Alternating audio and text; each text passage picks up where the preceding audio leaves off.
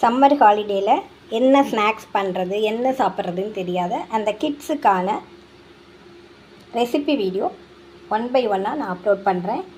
Kids means ஓரளவு இதெல்லாம் ready பண்ணக்கூடிய ஏஜில் உள்ள குழந்தைங்க சேஃப்டியாக ரெடி பண்ணணும்.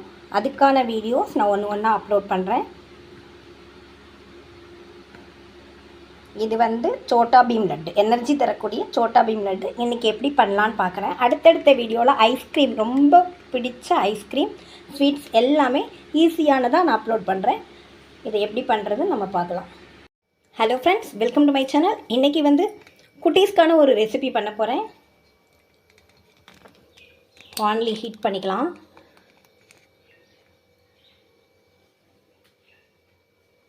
ஒரு கப் அளவுக்கு பொட்டுக்கடலை, ரொம்ப சிம்பிளாக குழந்தைங்களுக்கெல்லாம் இனிமேல் லீவ் விடுறதுனால இந்த குழந்தைங்களே இதெல்லாம் ரெடி பண்ணிக்கலாம். அந்த மாதிரியான ஒரு ரெசிபி குழந்தைங்களுக்கு சொன்னால் ரொம்பவே ஹாப்பியாக இருக்கும்.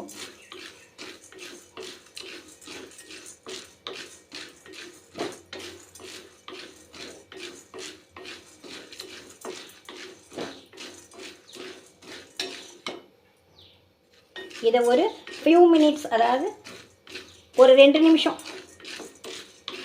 ஏன்னா நமக்கு அரைக்கிறதுக்கு மிக்சியில் அரைக்கிறதுக்கு இது ஈஸியாக இருக்கும். அதனால் 2 நிமிஷம் இதை ஹீட் பண்ணிக்கலாம்.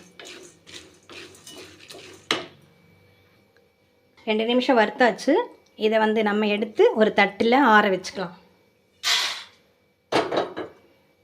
நெக்ஸ்ட்டு வேர்க்கடலை, கிரவுண்ட்நட், அதே சேம் ஒரு கப் எடுத்து, இது ஆல்ரெடி வறுத்தது தான்.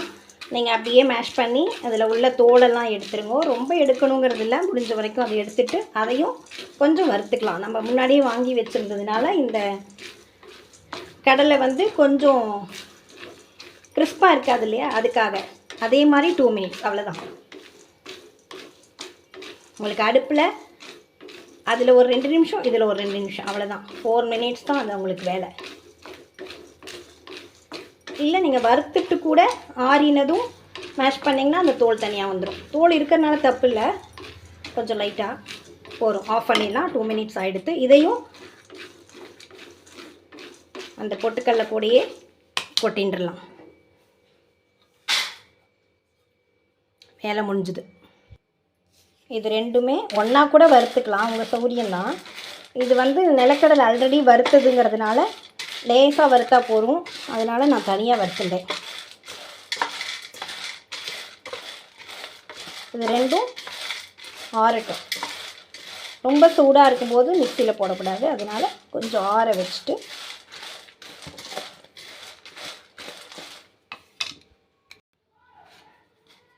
ஆறியாச்சு. இதை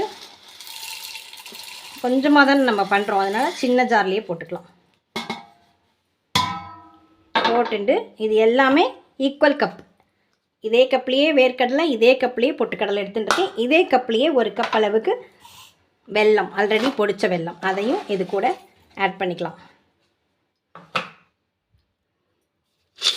ஜாரை ஒரு தடவை இப்படி நல்லா குலுக்கி விட்டுண்டு மிக்சியில் நம்ம பவுட்ரு பண்ணிக்கலாம்.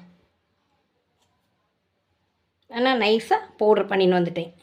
இதுவுமே 2 மினிட்ஸ்லேருந்து 3 மினிட்ஸ் தான். உங்களுக்கு குட்டி ஜாராக இருந்தால் 2 தடவையாக அதை போட்டுக்கோங்க.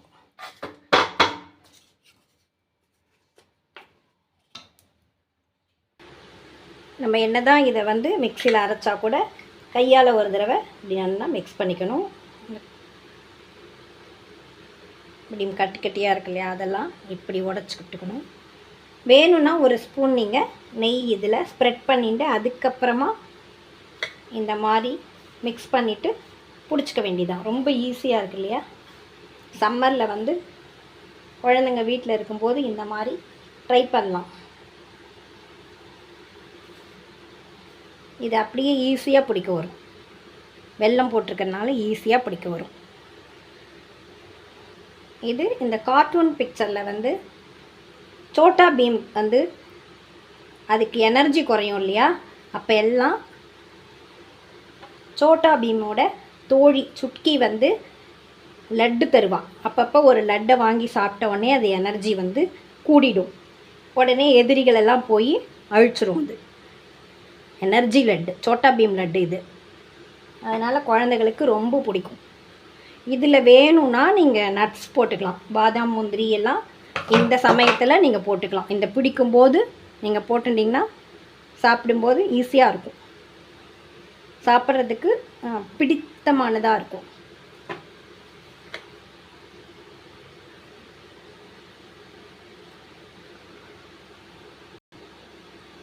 உங்கள் கை குட்டியாக இருக்கும், அந்த கை ஃபுல்லாக எடுத்து இப்படி பிடிக்கும்போது கொஞ்சம் கீழெல்லாம் செதறும் இல்லையா, அது போனது போக மீதி இருக்கிறத இப்படி நல்லா அழுத்தி இப்படி ரவுண்ட் பிடிச்சிக்கோங்க. உங்களுக்கு என்ன ஷேப்பில் வேணுமோ அந்த மாதிரி பிடிச்சிக்கணும், அவ்வளோதான். ரொம்ப ஈஸி.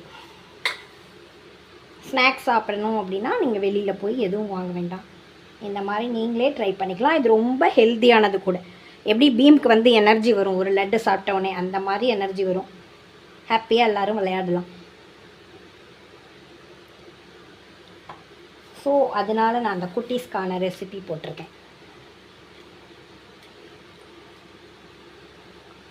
நீங்கள் வெல்லத்தை குறைச்சி போட்டுட்டீங்க அப்படின்னா பிடிக்க வராது.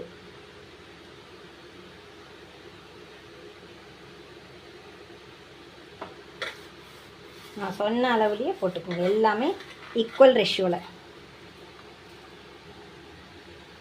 அவ்வளோதான், எல்லாமே பிடிச்சாச்சு.